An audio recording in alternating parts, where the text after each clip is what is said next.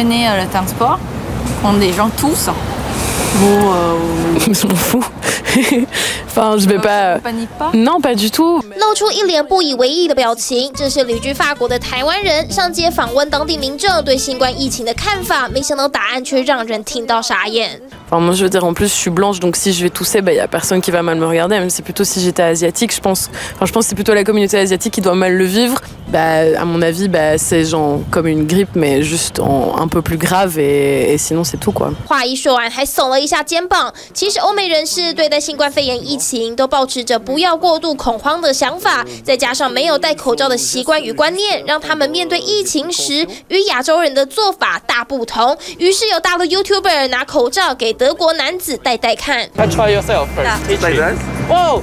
It's the correct way. 似乎是第一次戴口罩，这名德国男子经过教导后才知道要把口罩拉到下巴，并且压紧鼻梁片。美国知名脱口秀吉米叶现场也上街随机访问洛杉矶居民，没想到还真的碰上一位女生对新冠肺炎毫无警觉性。From my town that went to a father-daughter dance and got a bunch of other people sick. What were they sick with? The coronavirus. They literally have it. Okay, get away from us. Get away. 这名路人是假扮或是真有其人，目前还不得而知。但这段影片无意间讽刺了欧美民众忽视新冠肺炎的严重性，导致疫情在全球持续扩散。TVBS 新闻张明若、杨青综合报道。